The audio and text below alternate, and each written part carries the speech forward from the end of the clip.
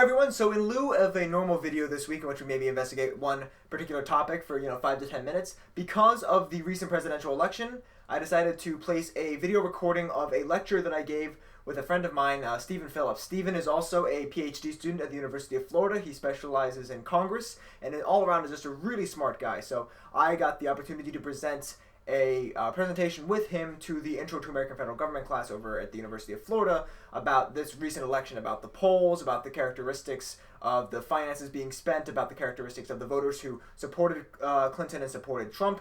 And it's a really interesting thing. It's a bit longer than normal, right about 35 minutes, so there's no need to watch all of it, but I think that you guys would really enjoy this. It would be really interesting. I had a lot of fun giving the lecture. I know Stephen did too. And yeah, I just wanted to pass this along to you guys. Regular video will be next week about something that is kind of tangentially actually related to this election. Might or might not have something to do with the Electoral College. But in the meanwhile, I hope you enjoyed this this presentation that I gave with my friend Stephen. All right. Yeah. Good morning, good morning, good morning, good morning, good morning. You guys hear me in the back? All right, in the back? Not overpoweringly loud either. I know that's also a problem I might have. Kind of like yell at you sometimes. So you may recognize that Dr. Rosenson is not one of us. She's been abducted. It's the invasion of the body snatchers. They're preparing her pod. Her double will be out in a couple of days. In the interim, though, we're going to talk to you guys about kind of, I guess, the elephant in the room. No pun intended. Literally no pun intended. That was kind of fun. So we're going to talk about the election. We're going to talk about what happens, the facts surrounding it, and the sort of stuff that we can expect from there. So I'm going to pass over to Stephen. He's going to talk about the Electoral College first, and then we'll kind of meander our way through the 2016 election. And then at the end, we'll leave some time open to you guys for Q&A, so you guys can quiz us and ask us some questions about the election. And we'll kind of also discuss where we are today with the Trump administration, with the president-elect, and then kind of where we see it going forward. We'll try to make our best guesses since this is unprecedented. But just to start with, we can start with where we are today. We can look at the Electoral College, we can look at the popular vote. So you can see what the 2016 election was, right? You can look across the electoral map that we covered in discussion sessions 2 weeks ago, and you can see it's a sea of red, right? This was a pretty decisive electoral victory for President-elect Trump. You can see down here in terms of electoral votes that President-elect won 306 electoral votes to Secretary Clinton's 232 electoral votes. This is including Michigan, Michigan's 16 electoral votes for Trump, New Hampshire's 4 electoral votes for New Hampshire, which some sites haven't called yet. It's still too close to call, but we're going to, for all intents and purposes, give them to Clinton and Trump. So you can see Trump won the Electoral College, he got 270, of course, we got 306, so he went handedly. But in terms of popular vote, we can see the opposite right here, which is Secretary Clinton won the popular vote. She got 60.9 million popular votes approximately, to the President-elect's 60.3 million. So we can see this is now the 5th time in American history, the 5th time out of 58 presidential elections, where the plurality winner of the national popular vote will not become president because they've lost the Electoral College. Of course, the last time was 16 years ago, also in our lifetime, right? That was when Vice President Gore lost to then Governor George W. Bush of Texas. So this raises a lot of pertinent and salient questions now about the viability of the Electoral College in 2016, right? This is now the second election in 16 years where the candidate that the most people wanted to be president will not become president because they lost the Electoral College. So as we covered in sessions about a week and a half ago or 2 weeks ago, there's different ways to look at the Electoral College. Maybe we can change it, amend it. So to talk about another way of looking at the Electoral College, or way to elect the president will be Peter. Right. So, imagine a lot of you guys have probably seen online, this is kind of spoiling a little bit, but you guys have probably seen online this map, right, that shows 50% of all of these counties have, or these counties right here, like 50 counties, 100 counties, have 50% of the U.S. population, right? And that's one of the things I kind of talked about the popular vote. We talked about in sections, right, some of the arguments for or against the popular vote. And so decided that maybe we should actually kind of maybe look at the objection against the popular vote a little bit more critically. So one of the objections against the popular vote is the idea that if all they have to do is focus on population centers, cities, places where a lot of people win, you're not going to have a lot of representation. That's kind of what the Electoral College was meant to do, was to provide representation to the states to be able to deal with a diverse set of issues that don't necessarily just impact the cities, but also can impact, everyone else. So the map shows, right, you have like 50 counties, and whether or not those, like 50 counties, 100 counties, something like that, a pretty small number, and half the U.S. population lives in those maps. So that map is correct, by the way. We have been kind of becoming more and more centered in cities, because that's where we tend to be moving to. About 20 years ago, like 40% of the world's population lived in cities. Now, 20 years later now, we're at 60%. They're expecting that 20 years from now, it's going to go up another 20 percentage points. So if you consider the pace of history before then, that is incredibly fast. So this argument for why we should use the Electoral College seems to have some merit, because the issues that affect cities are not necessarily going to be issues that affect a huge country, geographically speaking, as the United States. But there's a couple of problems with that map, and that's something I kind of wanted to bring to everyone's attention, I guess, when I was going on a multi-hour mapping binge yesterday. So, one, doesn't necessarily deal with voting age population. People under the age of 18 do exist, and they do exist in terms of population, and that can skew which counties need to do what, right? Two, that also assumes that 100% of all of those individuals in those cities would vote for one particular candidate, which is also kind of crazy, right? I mean, we can see even here in Florida that isn't the case. Jacksonville almost always swings red. Miami almost always swings blue. That's just in one state. So, we tend to even see that kind of diversity in the cities, even just on the state level. So I decided that we were going to look at something a little more reasonable, let's say. If we assume a 55-45 split, what's the absolute minimum number of counties that would be required in order to win the presidency if this was under a popular vote system? The ones highlighted in kind of a dark teal, if that's even a color that exists, don't judge me. Those are the minimum counties that would be required in order to win the presidency under the idea of the voting age population. And you can see with this that just about every state, I think with the exception of Montana, has at least one county, at least some part of it represented. So this isn't to say that the Electoral College is a terrible idea. This isn't to say that it's a great idea either. What it's to say is that I think that if we're going to engage in a serious discussion about the Electoral College, which this is prompting, that we need to critically analyze both sides of the arguments, and where some of the arguments for or against kind of tend to break down, which you see they will a little bit. So there's some merit to the idea of the popular vote if it was to actually have in practice. Again, I do want to point out though that these counties, even though they're highly populated, the most highly populated in the United States, they don't always swing one way or the other. Quite the opposite. I mean, again, you look at Florida, we have the Panhandle, which tends to turn red. We have Southeast Florida, which tends to go blue. You go to California, which you have the red and blue counties all together, kind of in that amalgamate. You have Alaska, Hawaii. This isn't just red or blue. In order to actually win the popular vote, if the popular vote system were to be implemented, you would actually still have to appeal to a very broad base. So, just wanted to go into that. So we're going to move into the next section, which talks about the polls. Money. Something else we kind of need to talk about regarding this election is the money. We talked about this with campaign finance reform or campaign finance retail with discussion sections, right? So this election is a little weird, to say the least. Over the last, 15, not 15, over the last, 16 years, we tend to see, more and more money being spent, and the person who tends to spend the most tends to be the winner. Kind of bucking the trend here. In 2016, Clinton spent about $900 million, which is a lot. Don't get me wrong. Trump spent $500 million, also a lot, but completely bucks the trend of needing the most money in order to secure the presidency.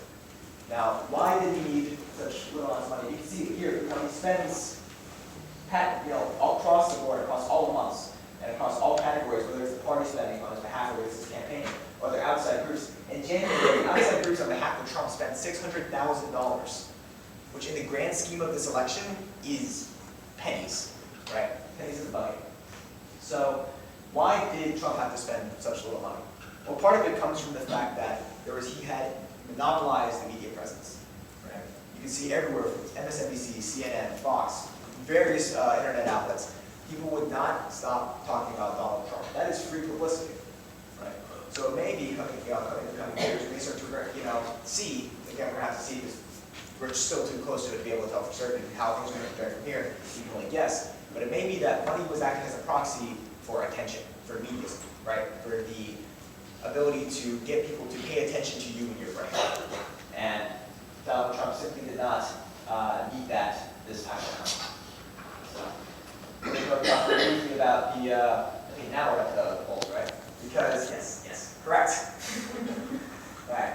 So, everyone went into Tuesday night of last week. Well, not everyone, right? There was an expectation, though, generally amongst the polls, that Clinton was going to have it in the bag. Real clear politics aggregates kind of show that generally Clinton was leading the popular support, but again, she lost the race. And immediately afterwards, everyone was crying out, why were the polls wrong? What was wrong with the polls? There were some issues with the polls. There were some systematic issues with the polls. But we have to first ask, were the polls themselves wrong? Nationally, no. They predicted a wider margin than what happened. We have to remember that these things come with, right, the margin of error. And we tend to put a lot of emphasis on those particular points. Like, look, 3.2 points ahead at the very end. That's a very precise number. But we're drawing on a sample. You can't actually call something that precise from that kind of sample. You have to allow for some sort of variability, some sort of probabilistic nature, right? So 3.2 is well within most margins of errors. And that's just for one candidate. Then you have the other person's candidate. You can see almost throughout the entire thing, with the exception of maybe about, right, August, September, where Clinton, if the election were held that day, it's more tenable that she would have won by a larger margin of popular vote. But you can see throughout most of this race, the lead for one or the other was well within the other's margin of error. So this is going to be, people knew from the get-go this was going to be a very, very tight race. So on the national level, the polls don't appear to be wrong because they predicted at the very end about 3.2. She got about, what, 0.5%? As of now. As of now, right. So that's within the 3 to 4% margin of error. So on the national level, polls weren't wrong. The problem is that it's like a computer, right? If your computer gives you the wrong answer or an answer you weren't expecting, it's not because the computer was wrong. It was human error. We were just asking the wrong questions. So previously, the error rate for presidential elections where the popular vote won but the Electoral College gave the win to someone else was roughly 5%. So we didn't expect that it would, we kind of put our money with the 95%. We didn't put too much emphasis on state polls. That mistake probably will not happen anymore. People will probably put a lot more emphasis on state polls. And the thing with state polls is that they tend to be a little more loose, often run by smaller organizations. They're harder to compare across state lines or even across different polls. So there's going to probably be a lot more reforms in being able to make state polls better and be able to use them, better, be able to predict elections. So exit polls also tended to, a lot of controversy was surrounding them about whether or not the exit polls were wrong because there are places where they were calling victories again. You have to remember that exit polls too come with margin of error. They don't ask every single person who comes out. Have you guys ever done any volunteering for exit polls? Anybody? Yeah.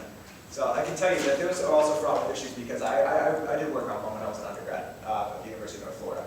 And so what happens is that you sit there and you try to poll randomly who comes out, and those who say no, you try to make a tab of your chatter on an iPad and try to help weight in terms of non-response bias. What ends up happening is that you'll have people who sit there and say, oh, we haven't had enough of demographic X come, so I'm going to make a concerted effort to do that. And that ends up biasing these polls. But either way, what ends up happening is that these polls still had Clinton still had everything within the margin of error. There are very, very few exit polls that actually got things absurdly wrong. And again, that could just be due to managerial mistakes. So the methodology, because again, there were some systematic issues that came with the polls as to why they didn't give us an accurate picture of what happened. So we have likely voter models. Anybody have any idea on how likely voter models kind of happen? Yeah, exactly. It is a much more art than science. You ask Pew, you ask Gallup, you ask whomever, and they're all going to give you a completely different answer. Well, they're not going to tell you, right? Well, it's proprietary. Gallup No one. Gallup tells you how, by and large, they give you theirs, and Pew's done a few things that tell you how they come up with theirs. But no, so a lot of it is proprietary. They don't want to give you all of the information. It's very hush hush. But they'll give you different answers, and even just in general.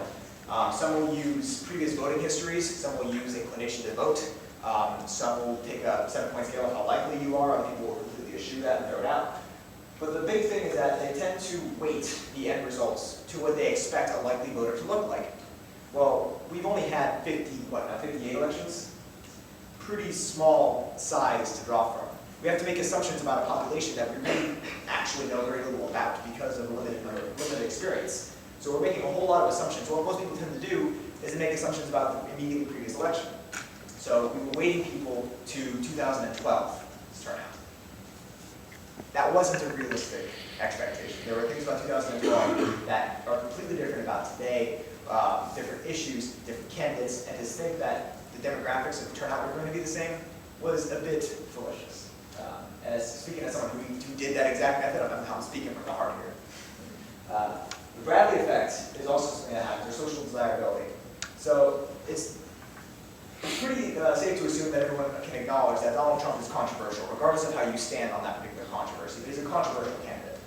And when controversies happen like that, what ends up happening is that a lot of people don't necessarily want to admit that they're backing someone who appears to have some sort of social stigma against them. So it's the Bradley effect, social desirability. So it's possible, actually maybe quite probable, that people, when polled, when asked over the phone or asked person to person, that they would say, no, I'm not going to support Donald Trump. When in the back of their mind, they're thinking, yes, I do, but I don't want to say that because you're going to think that I'm a bigot, you're going to think that I'm sexist, you're going to think that I'm whatever. I don't want to give that impression of myself because I don't perceive myself to be. So it's possible that Donald Trump's support has lately been much higher than what the polls were talking about because people didn't necessarily want to admit to supporting him due to the controversies that surrounded him. And that kind of also has into the non-response bias.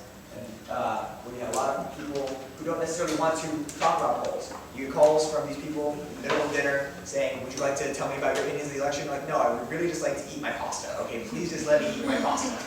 I don't want to talk to you. So that's another thing. It's, the types of people who aren't responding might also be in line with the kinds of people who would end up voting for Trump. And then there's a large number of undecideds. And the literature of political science says that the people who are undecided towards the very end of the campaign tend to capitulate very interestingly. Like they can go for a million different reasons. There's not necessarily a single driving motivation. It could be that they went because of the increase in Obamacare premiums that were released. It could be because of the Comey emails. It could be because of a million different things. It's probably, the reasons are as many as there are individuals who decided that late.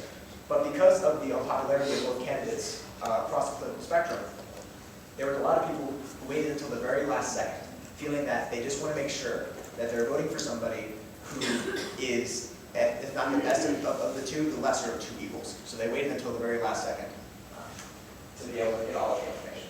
That's not monopolizing to these times myself.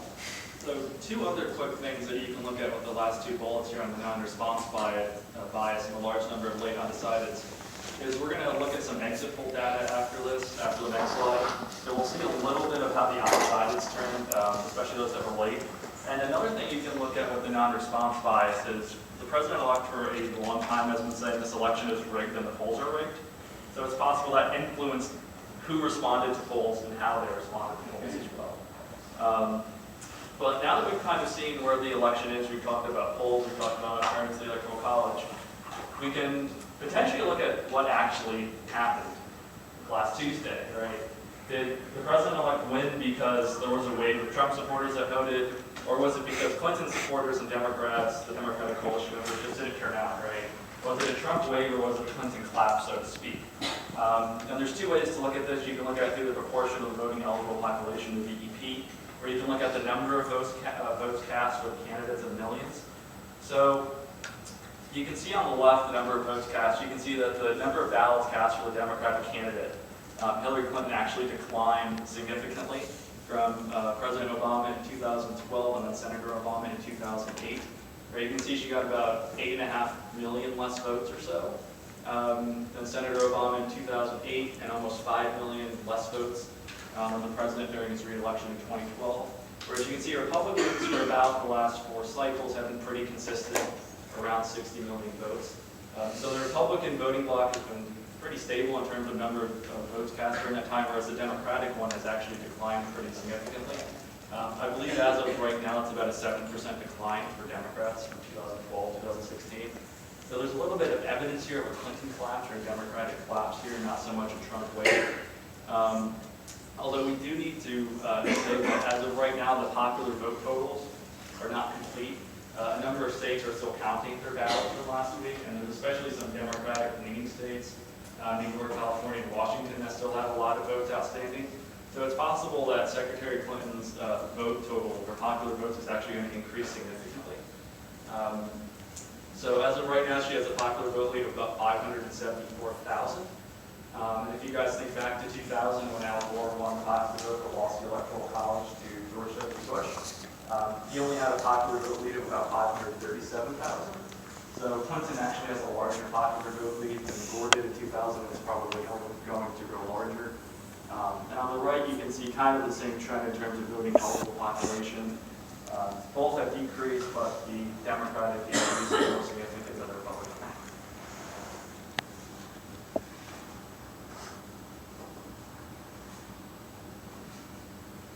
So there's a lot of reasons you can look for what we just saw, right? Why potentially Democrats not turned out, what energized Trump supporters, and one of the most important things that people vote on, right, is the economy, right? How do you feel the economy is for you? How do you feel it is for your family, for your neighbors, right? So there's this quote, kind of a ethos baby, a slogan for the 1992 campaign of Clinton and Gore, from James Carville, talking about the economy, where it says it's the economy, stupid. And if you look at, this is exit poll data, the next several slides that look at data are exit poll slides. So remember what Peter said earlier about exit polling? But you can see the economy was a really significant issue here, right? 41% of respondents, the sample size for the exit poll here was about 25,000, so very large. Across a bunch of states, I think there's 25 states or so, give or take. 41% of respondents said the condition of the national economy was not good. 21% said it was poor. So that's 62% of respondents said the economy was either not good or poor. And of those, the majority voted for Trump for president, right? So those who viewed the economy poorly voted for Trump. Those who viewed the economy as well as in good or excellent condition voted for Secretary Clinton. It's important to kind of note that this is something that doesn't necessarily have to speak to Clinton or Trump. This is a pattern that we see in general, that when people perceive that the economy is doing poor, they tend to vote against the incumbent party or against the incumbents. And seeing as Hillary Clinton was a member of Obama's first cabinet, right, she's Secretary of State, you know, she is part of the incumbency. So again, this isn't necessarily something that's unique to this. It's something that we notice across time, that it is literally, it's the economy, stupid. It's a reminder to us not to overthink things. Yeah.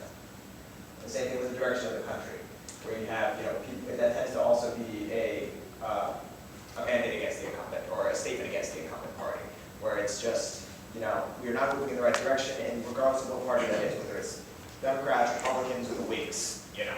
Well, the direction of the country question tends to fall on partisan lines. So, sorry, if you're predisposed to vote for the Democrat, and the Democrat's in power, you're going to say we're going in the right direction. Right. If you're going to vote for Trump no matter what, you're going to say we're going in the wrong direction. Right. So that question, there's sort of. It's not, the questions that are asked don't necessarily act as independent things. There are a lot of concepts that map onto them, right? A lot of things that are being queried and triggered all in the same, very simple sentence.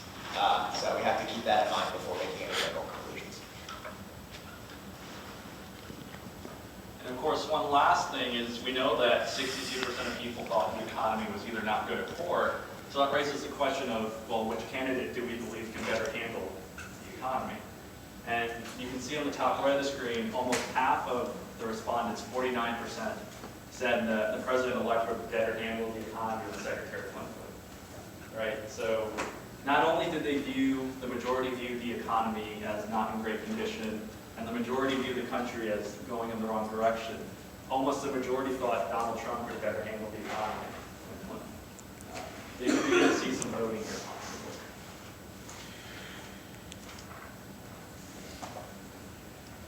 One of the interesting things that can kind of come up from this, especially on first glance, is that, again, due to some of Trump's comments about just in general the nature of the election. This is the largest gender gap I think that's been observed between. So generally, over the last, I think since Kennedy, right, there's been a gap between males and females, right? Women tend to vote more Democratic than men do. But this gap oscillates over time. It's not a static thing. But you can see with this is a, what, 12-point gap at the very least. This is the 12 points for both of them. yeah, yes. This is the largest gender gap that we've seen. I can't remember if there's one larger. I'm not sure if you guys remember if there was one larger than this, but I believe this is the largest gender gap that at least since over the last 50 years. More confident in saying that. You can also see that in terms of demographics, that you do see some of the collapse of the cohort that Steve was talking about earlier, right? Where the collapse of the Democratic cohort, it not in terms of just turnout, but also in terms of defection to either voting for third party or voting for Republicans. Back in 2008, I want to say about only 5% of African Americans did not vote for President Obama. You now see that number has shot up to 8. Same thing with Hispanic and Latinos. The number has shifted more towards President-elect, and the same is generally across the board. So on the next slide, we can look at gender, we look at ethnicity, race. We can now turn to age. We can look at generations. And we know that millennials were a critical part of the Obama coalition of 2008 to 2012. So we can see that millennials, 18 to 29, all of us in this room, still voted for Secretary Clinton. And the 30 to 44-year-old demographic also voted for Secretary Clinton, right, 55 and 50. But those who are older, right, 45 and over, voted for Donald Trump. There's a typo with the 65 and over, sorry, it's more than 5%. But you can see there's pretty significant changes here from 2012, right? Millennials, 5% more voted for, 5 percentage points more voted for Donald Trump. So that's pretty significant in the overall electorate, being that millennials are now a much larger part of the electorate than they were in 2012 or 2008. So one of the narratives that has been very popular on the internet is that the reason that Donald Trump won is because he won kind of the blue-collar, working-class, non-college educated white voter, especially in the Midwest and the Rust Belt. So you can look at 3 of the states that he turned blue to red that were upsets for Secretary Clinton, that were Pennsylvania, Michigan, and Wisconsin. Wisconsin was a real shocker. That's when we all knew that this election was probably going to go to Donald Trump. But we have the income question here broken out in these 6 demographic groups in the exit polling. So we can look at these kind of working class, possibly, right? $50,000 a year and less. And we can see both groups actually went for Hillary Clinton. Right? It's actually the larger income bracket, again, with the typo. Excel. We're not all perfect, right? So you can see it's actually the larger income groups, the $50,000 and up, that actually went for Donald Trump. So it may not be that it was the working class that went for Donald Trump, it was actually the larger incomes.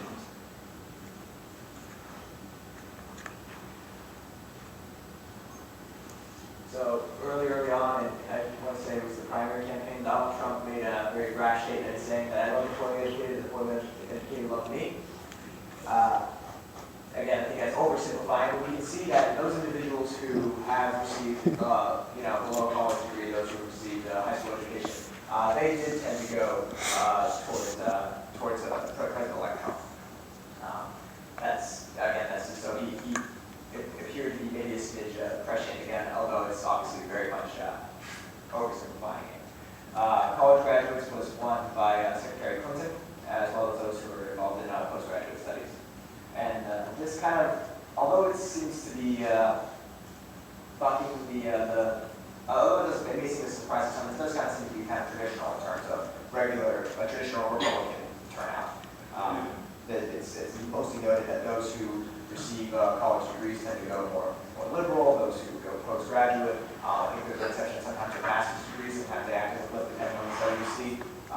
But again, so in terms of education, this is not too terribly far away in terms of the overall trend from the general. Although you can see that in terms of the degree of the sway, you did see a huge change between now and 2012, right? 10 percentage point difference in those who have received some college or associate's degree, 8% across for college graduates and postgraduate studies.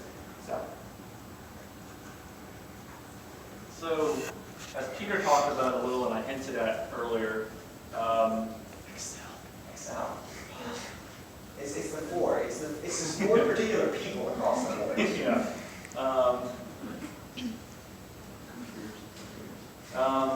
Again, that's human error. So, so we had a large number of late undecided voters in this election. So with this exit poll question, we can kind of see, well, when did they decide who they were going to support in this election, right? Was it before September? Was it in September, in October, in the last week before the election, or in the last few days before the election? And something that's really interesting here is if you decided before September, a majority went for Secretary of War. Whereas if you decided in September or afterwards, most likely you went for the president-elect. You went for Donald Trump, which is very interesting. So especially the October, because the September and October, because that's when you get into those three presidential debates that we had, and where the general consensus was Hillary Clinton won all three of them. It's also interesting when you look at in the last week and in the last few days, Donald Trump wins both of those, 50% in the last week, 46% in the last few days, because this may fall into the time frame of the FBI Director James Comey's letters to Congress concerning her emails. The first letter, which was, I think, October 28th, and the second one, which was the Sunday before the election. And I think that is it for data. So now we're kind of at the point where we've seen the election, we saw what happened, we've seen some data to show us, well, what actually happened, who voted and why, possibly. So we're at the point now where we can think, okay, we now have President-elect Donald Trump of New York. Donald Trump is going to be the 45th President of the United States. You know, I still don't like how that is, because there's one of the presidents got counted twice. Should be 44. I'm very adamant about this. Stephen Grover Cleveland was the 22nd and 24th president, I believe. Yeah. They counted twice. I'm stickler for this. Darn it. If you look at other political positions like Speaker of the House, if you serve several terms, they only count once. That's what Peter's talking about. So Donald Trump will be the 44th man to serve as president, the 45th president, because of Grover Cleveland. So we're at the point now where we can look at, well, what happens next? Where do we go from here? Does Trump moderate his positions, which maybe we've been seeing in the last couple of days through the 60 Minutes piece of it, if you saw that last night on CBS. But we can also talk about, you know, will the formal and informal checks and balances of our constitutional system work, right? These are the things that we've hinted at and we've talked about in the discussion session. You guys have heard about here, I'm not sure. But this is a pertinent slide. This is important because we're in uncharted waters here, right? This is kind of an unprecedented position for the American political system, because never before has someone been elected president of the United States with no military or political experience. So we can make our best guesses as what's going to happen, what we may not be right. The president-elect was an unconventional candidate, as we all know, and he very well may be an unconventional president for good and bad.